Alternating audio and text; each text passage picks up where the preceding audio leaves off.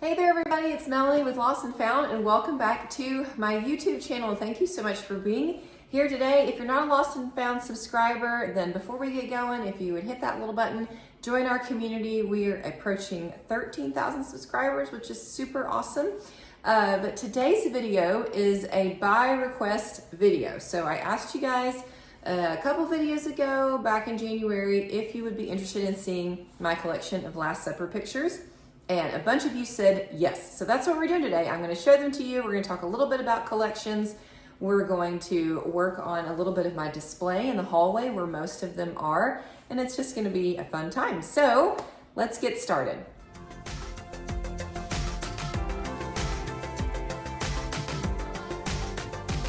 Okay, so we already know that here on the Lost and Found channel, we love thrifting and antiquing and junking, whatever word you want to use for it. We love it. The thrill of the hunt is just so much fun. And when you add hunting for items for a collection in there, it gets even more fun because then it really is like a true treasure hunt. You know what you're looking for. And sometimes it takes a long time to find one. It took me years to find my first paint by number Last Supper picture, like probably 5, a long time. So it just adds kind of another element to that shopping experience, which I think is super fun. Now I want to share just a couple quick tips about collections before I start showing you my pieces. Number one is if you're starting to build a collection, tell people about it. I have a lot of pieces in various collections that have been gifted to me because people know I'm collecting it. So it's a great way to build your collection without it all being your own money. And then also, especially if you're collecting things that are unique, when you start telling other people about them, they can help source for you. So since I've started talking about Last Supper pictures on my social media channels and here on YouTube, you guys are messaging me with pictures of them. And so, in fact, I have one that I purchased from a viewer who lives about 2 hours from me in Little Rock, and she's gonna be coming up to my part of the state here before too much longer, and she's gonna bring it by. That was one that just kind of was dropped off at my doorstep. So talk about your collections and people can help source your items, find them for you, or they can make great gifts for your birthday or Christmas or whatever. All right, tip number 2, it helps when you're displaying collections in your home to display as much of it together as you can. Sometimes you just can't because you have too much or your space isn't big enough, but it really helps pull together. And especially when you've got something that's repeating like this, like if I just have these spread out all over my house, it would look really random. But when they're all together, it just makes a statement, a really cool statement about here's what I'm collecting, here's what I do. And pieces look amazing when they're kind of all gathered up together. So as much as you can, keep your collections displayed together or for sure kind of in groups around your home. And then tip number 3 that I have is that you own your collection. Don't let your collections own you, right? Have you ever collected anything and then you've decided that you just don't really love it anymore and you feel bad about getting rid of it because you've been collecting it for so long, right? So that was me with red transferware. I collected red transferware when we first got married. I just don't love it anymore. I don't use red in my home. So I started selling it. I got rid of a lot of it. I kept a couple boxes upstairs, but y'all, I don't want to be the person that leaves my kids like 500 boxes of random stuff that I've collected, right?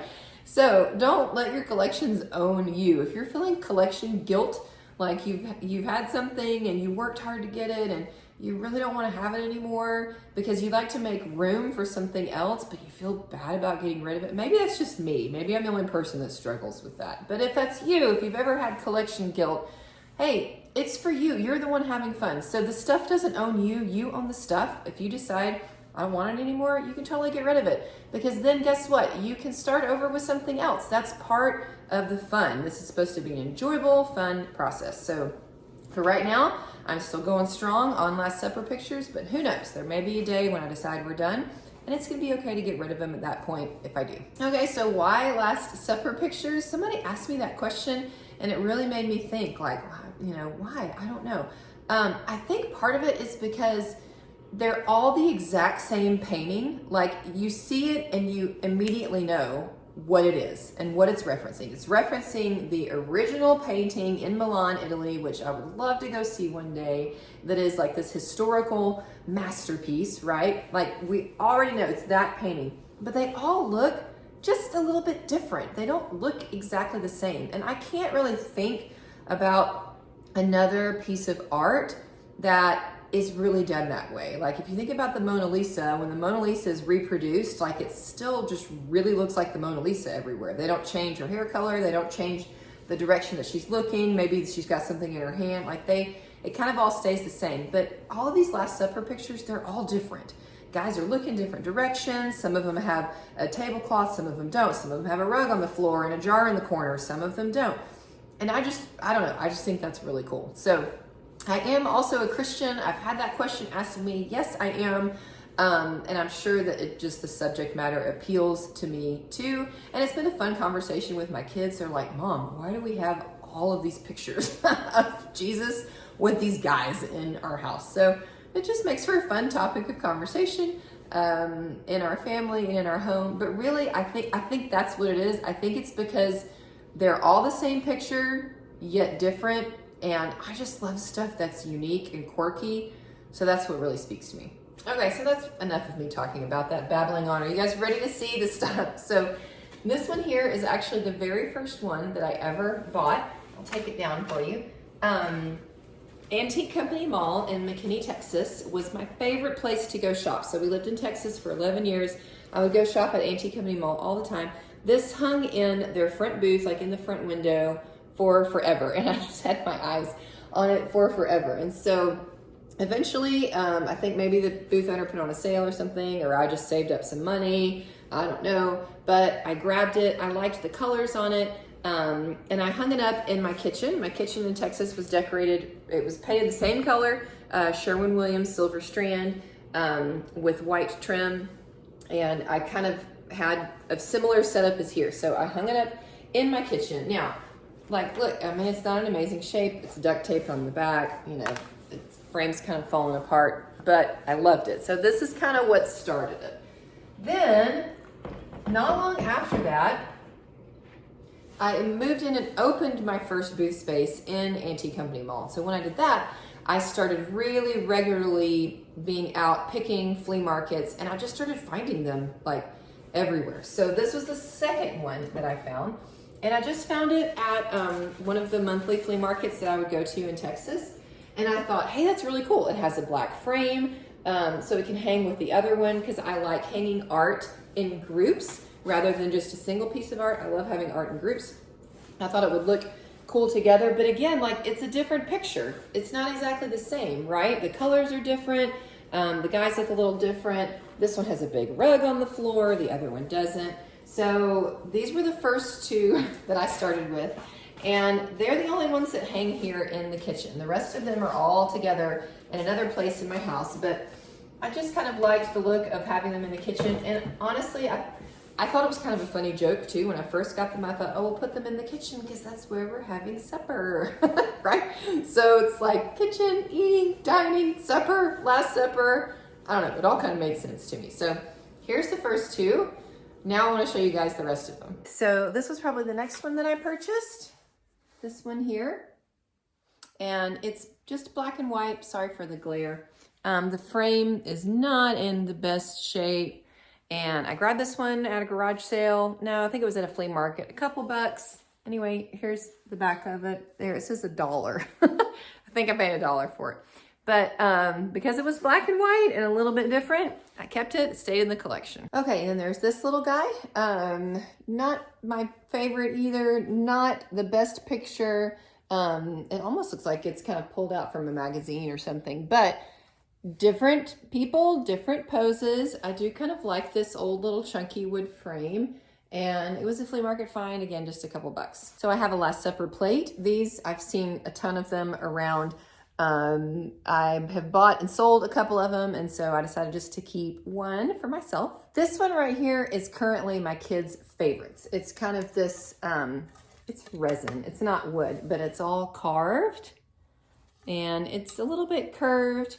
I bought it at an antique store up here in Northwest Arkansas, and again, it's completely different than anything else, and my kids definitely think this one is the coolest. This little one I bought at an antique store in New Orleans when I was visiting there with my husband one time. I love the little vintage frame. It's a nice size. I'd like to have some big ones, some little ones. So this is a smaller one that I have. Okay, and this one here, this is probably one of the older ones that I've had. Not older, like I've had it for a while. I bought it back in Texas. It did have glass on it at one point, and then I think one of my kids knocked it over and the glass broke. So it's just kind of this like cardboardy material. There's a little bit of damage on the frame, but a lot of my frames are damaged, my old frames. Still love it. So this is a bigger one, and even without the glass, it's one of my favorites. Okay, here's another slightly larger one. This one came, I bought it at the junk ranch, actually. Yes, so I think it's actually in a video. I've got a junk ranch video. Junk ranch is a twice a year big outdoor flea market that they have in the area where I live. And so this one I picked up just back in the fall sometime. It's very pretty, under glass. I think I want to say I paid like $25 or $30 for it. So the lady, her business is Cleo and Blanche. She gave me a great price on it, and we chatted about that I collect them. And so this is a really pretty one. Okay, this one here is so super cool. I bought this one at a flea market in Northwest Arkansas called Daisies and Olives before I moved up here. I was visiting, and I saw it, and when I saw it, I said, I gotta get that. So y'all, I am not a needlework expert. Like fabric and thread and like, I don't do well with any of that. That's not my area of talent or expertise, and so I don't know exactly what this type of needlework is called. But that's what it is. Like it's all stitched on there. So I love it. I've literally never seen another one. Here's the back of it. You can even see like some of the staples up here at the top. I love it. And it kind of cracks me up because this guy right here really looks like a friend of my husband and I's from college. So every time I see it, it makes me think of our friend Matt. So this one, 100% unique. If you've ever seen one like this, that's done stitched like this, let me know. I'm curious how many of them there are out in the world. All right, and this one here was like the white whale. It was the one I was hunting for forever. I had been looking for a paint by number version of one, and typically the ones that I find are all really expensive, and I try to not pay more than like $25, $30 for any of them. Most of them I found for a lot less than that. So I'd see them on eBay in places, they'd be like $60, $75, and I didn't want to pay that. So I spotted this one though. Ta-da! I don't even know. It's even hard to like show the whole thing to you guys. So, but it is a vintage paint by number. Get it closer so you guys can see. Isn't it awesome? I absolutely love paint by number prints. So there's no glass on it. Frame's got a little bit of some spots here and there, but this was also a junk ranch find. I think from maybe 2 years ago. So a friend that I was there with spotted it, and I want to say I paid $20, $25 for it. So there's a picture of me on my Instagram, like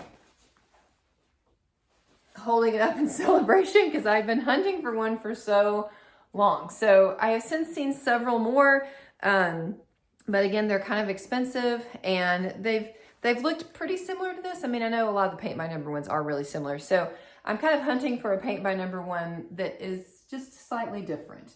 And with maybe a different frame, maybe a different size. But this one I was so excited when I found it.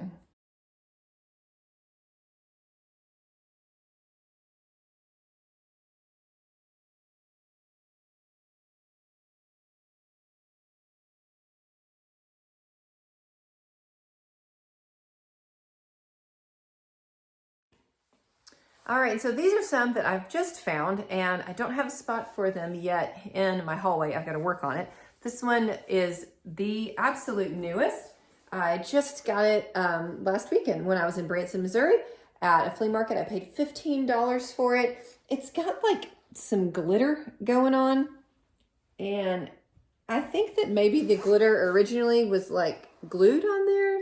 I don't know. So I'm gonna have to take off the back and try and clean off kind of all this extra glitter. But I just love that it's a different scene. I haven't seen this one before. Plus the frame on it is super cool. And then this one I've shown you guys in a thrift haul before. Grabbed it at a thrift store. It was $3. I like it because the print is kind of like shiny metallic. It's got some metallic paint on it. I like finding smaller ones besides just larger ones. And so this one we got to find a spot for. And then this one I grabbed at a local antique mall. I don't know if it was originally in a frame. It probably was, but kind of hammered metal. I think it's cool. Oops, sorry about that. I think it's cool because it has their names at the bottom. Everybody see my kid back there? Evan, wave hi. Hi. There he is. It's got their names here at the bottom. So I polished it up with a little bit of Brasso. I don't love using that stuff, but it kind of did the trick on this. And I've got to figure out how to hang it because there's no way to hang it. I don't want to drill holes in it. So I don't know. Let's go figure that out. As I was cleaning up this picture and getting it ready to hang up, I was really excited to flip it over and see on the back where it says it was printed in England. I love anything that is from England, so that just was a fun find. And then I decided to hang this using some of the command strips. I loved these when I had my store. I would use them all the time to hang stuff. And so I just found one that is kind of rated for slightly heavier items. And this isn't exactly how the instructions say to do it, but I went ahead and stuck it on the plaque first. You want to push it down really hard for at least about 30 seconds. And then I peeled off the back and did the same thing, went ahead and just pressed it up onto the wall, holding it for about 30 seconds. And it worked like a charm.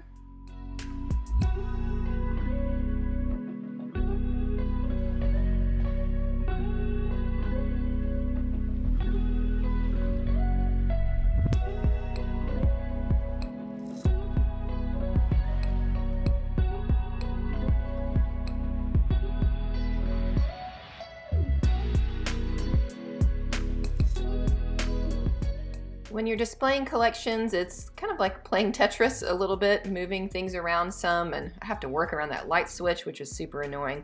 But I found spots for these, and I'm keeping kind of that bottom spot on the right open for a print that I know is coming soon that I'm super excited about. Okay, so we've got all of our pictures hung up now, and I'm really liking how fun and interesting it's making the hallway. What's really nice is that this right here is our main guest bathroom in our house. And so anytime someone comes to our home and needs to use the restroom, then they get to walk down this hallway and take a peek at all of these fun pictures. And that just always sparks some really interesting conversation. Why do you collect all these pictures? What do you have? You know, where'd you find them? That's really cool. That's kind of crazy. I just think it makes it a lot more interesting rather than just a boring hallway with nothing on the walls. So, okay, so I'm really loving how this is turning out, but it still is just a little plain in here, a little more plain than what I want it to be. So I decided that we're gonna add a runner on this long tile hallway. So this is actually from boutiquerugs.com. I'm gonna open it up and show it to you guys. I'm super excited about it.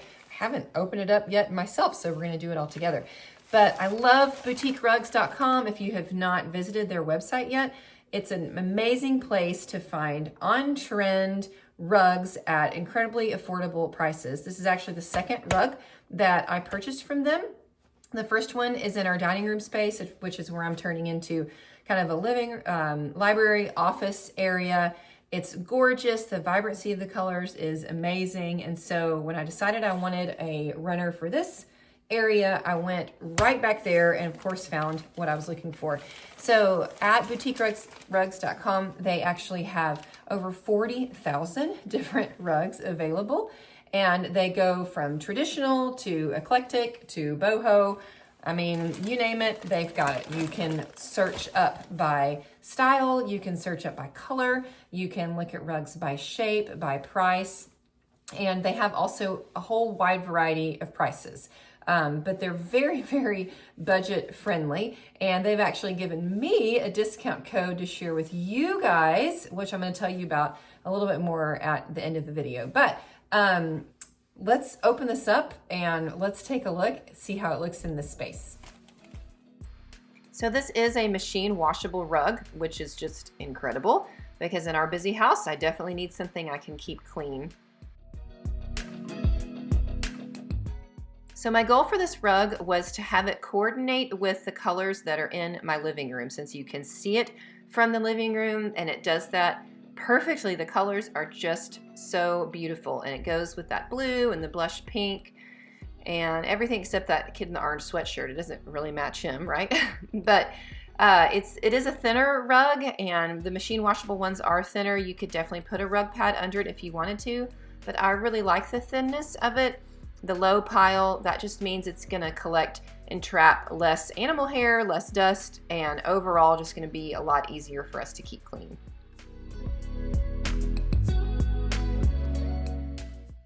What was this?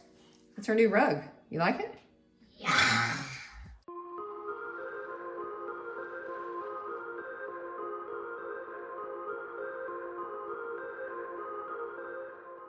So when picking this rug, I went back and forth on if I wanted a darker rug or a lighter rug, and I settled on the lighter.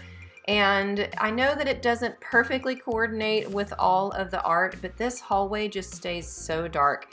So I think the lighter is gonna work. It's gonna just keep the space a little bit brighter. And like I said, the colors in this rug coordinate with everything else in my house. So if I wanted to pull it into the kitchen or use it in our living room space or even master bedroom, it's gonna work great for that.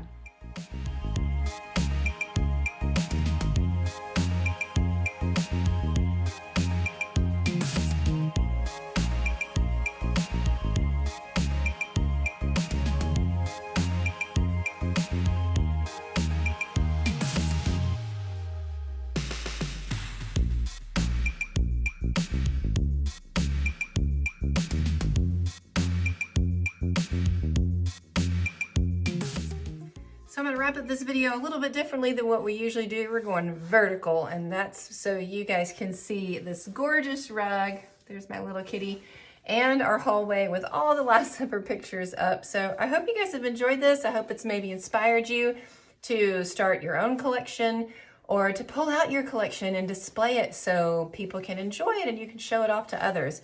And thank you so much to boutiquerugs.com for partnering with me with this video. You guys, they are offering you a 62% off discount with the code SAVE62. So you need to head over there right now. I'm going to put the link right up here. Check out their incredible selection. And with that code SAVE62, you get 62% off. And they offer free shipping within the contiguous 48 US states. So US excluding Alaska and Hawaii. So there's really nothing to lose. They have an incredible, amazing selection, super budget friendly, so many different styles to pick from, great quality. And the fact that this is washable, that after kids and dogs and everybody runs through here, I can pick it up and toss it in the wash is incredible. So thank you guys so much for joining me today. I hope you had fun with this video. Again, please subscribe if you're not already a Lost and Found subscriber, and I look forward to seeing you guys again in about a week. Thanks, bye-bye.